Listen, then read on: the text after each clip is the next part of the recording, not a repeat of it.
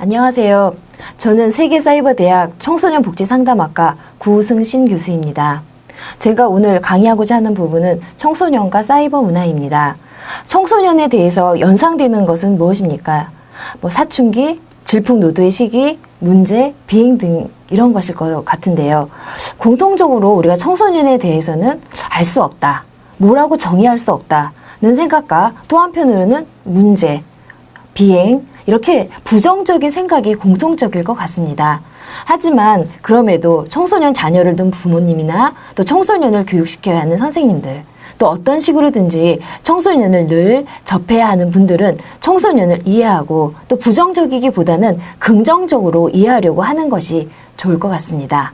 청소년을 이해하는 한 방법 중에 청소년의 문화를 이해하는 것도 좋은 방법이 될 것 같습니다. 그래서 지금부터는 청소년의 여러 문화 중에서 사이버 문화에 대해 설명드리려고 합니다. 물론 사이버 문화는 청소년의 한정된 문화라기보다는 현대사회를 대표하는 문화이기도 합니다.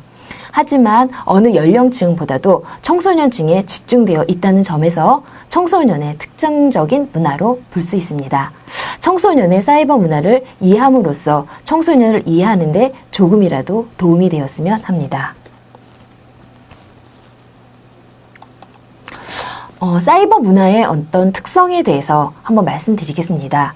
사이버 문화라 그러면 우리가 가상 공간에서의 다양한 인터넷 커뮤니케이션을 통해 형성되는 문화 또는 디지털 컨텐츠로 이루어진 문화를 의미합니다. 이러한 사이버 문화를 대표하는 컨텐츠는 사이버 상담이라든가 사이버 교육이라든가 이런 것이 있을 수 있습니다. 그럼 사이버 문화가 공통적으로 가지는 특징은 무엇이 있는지 한번 알아보겠습니다. 먼저 익명성입니다. 사이버 공간에서는 이름이라든가 모습이라든가 나이라든가 직업이라든가 이런 것들을 가릴 수가 있습니다. 그렇기 때문에 이것을 이용해서 비윤리적인 어떤 행동을 하는 그런 사람들도 있습니다. 하지만 또 사이버 문화는 그러한 점에서 개방적이라는 그런 특징도 가지고 있습니다. 이러한 익명성으로 인해서 이것이 가능한데요. 누구에게나 열려져 있다라고 하는 것입니다. 누구나 자유롭게 이것을 이용할 수 있습니다. 또 자율성이라고 하는 것이 있습니다. 이것은 책임감과 관련이 있는데요. 여러분들 악플이라는 거 많이 들어보셨죠? 악플로 인해서 심지어는 자살까지 하는 그런 사례들도 있습니다. 우리가 그만큼 모든 것이 이 문화를 이용하는 사람에게 달려있다라고 하는 것입니다. 이것은 스스로를 적절히 통제해야 된다라는 어떤 책임감과 밀접하게 관련되어 있습니다. 그다음에 사이버 문화는 굉장히 미래지향적이라는 것입니다. 우리가 아까도 말씀드렸지만 사이버 상담이라든가 교육이라든가 하던 것들은 예전에는 생각하지도 못했던 것들이죠. 그래서 우리가 앞으로도 이 사이버로 할 수 있는 것들은 무한하다고 합니다. 그래서 이러한 것은 예전의 오프라인 문화에 대해서는 굉장히 미래지향적이다라고 할 수 있습니다. 그다음에 다양성입니다. 여러분 일단은 다양한 우리가 아바타를 사용하고 또 이러한 익명성을 바탕으로 또 우리가 새롭게 변신하고 있습니다. 우리가 변신은 무한하다 이런 말 있잖아요. 그래서 굉장히 다양성을 특징으로 하고 있습니다. 또 사이버 문화는 저항 문화이기도 합니다.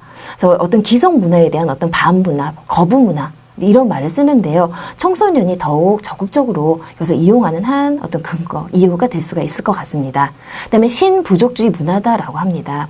우리가 가상 공간에서는 이러한 익명성을 바탕으로 자유롭게 여기도 갔다 저기도 갔다 이렇게 할 수가 있습니다. 예를 들어서 우리가 어떤 문화적 경계라든가 또 국가적 경계라든가 지역적 경계라든가 이러한 물리적 경계들이 모두 무시됩니다.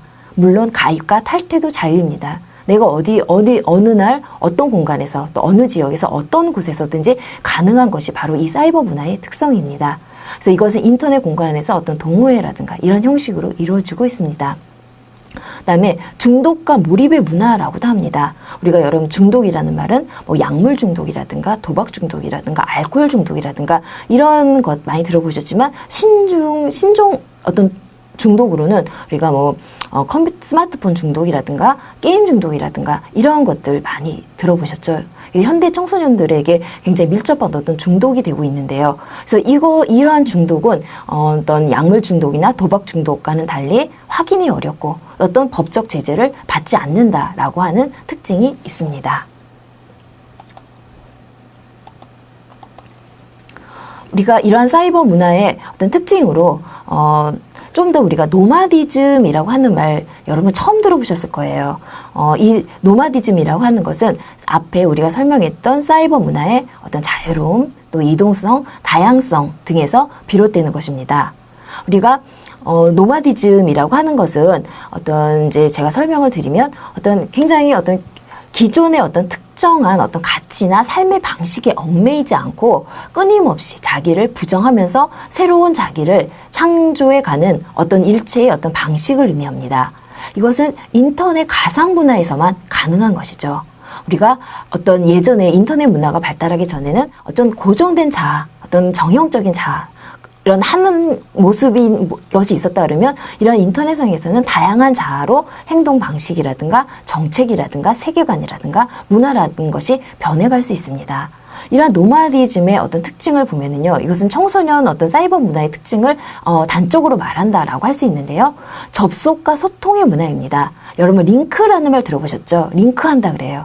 이것은 혼자 우리가 어떤 사이버상에서 뭔가를 한다고 할 때 내가 나만이 본다라는 의미보다는 알린다. 상대방의 것도 같이 본다. 이런 거 많이 하잖아요. 그래서 우리가 이것은 상호작용이 굉장히 중요합니다. 예를 들어서 블로그라든가 미니홈페라든가 아니면 뭐 카스토리라든가 이런 것들이 우리가 어떤 남과의 어떤 소통의 방식으로 이용이 되고 있는 것을 보면 알 수 있습니다. 특히 우리나라 청소년의 경우에는 입시 스트레스와 또 여가 시간이나 놀이공간이 절대적으로 부족하기 때문에 사이버 공간의 이용률이 급증하고 있습니다. 이곳에서 게임을 하고 여기서 청소년들이 인터넷에서 하는 게임은 단순히 어떤 게임이 아니라 어떤 소통의 공간이라고 그러죠. 그들은 서로 대화를 하면서 게임을 합니다. 그래서 무조건 게임을 하지 말라라고 하기는 굉장히 어려운 것이죠.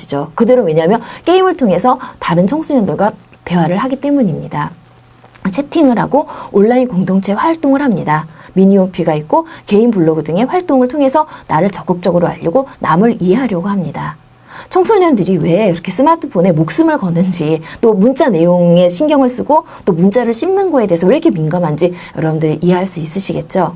그다음에 다양한 정체성 표현의 문화입니다. 사이버 공간에서는 어떤 대리자를 형성하죠.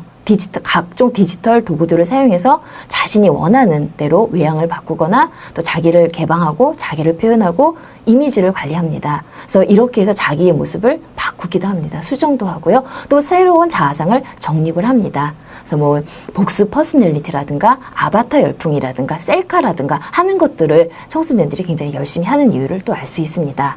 그다음에 참여 노마드 문화인데요. 오프라인에서는 굉장히 얌전하던 학생들도 또 온라인상으로 가면 굉장히 열정적으로 이렇게 활동하는 걸 볼 수가 있습니다. 예를 들어서 뭐 온라인 서명 운동이라든가 또 캠페인이라든가 사이버 시위라든가 배너 달기라든가 토론방 등에서 굉장히 열심히 활동을 하는데요.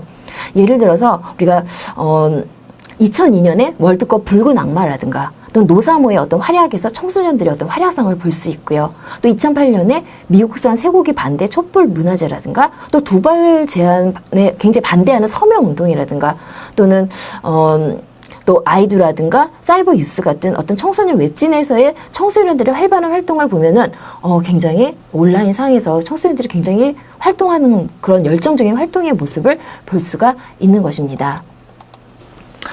이상이 청소년과 사이버 문화에 대한 내용입니다.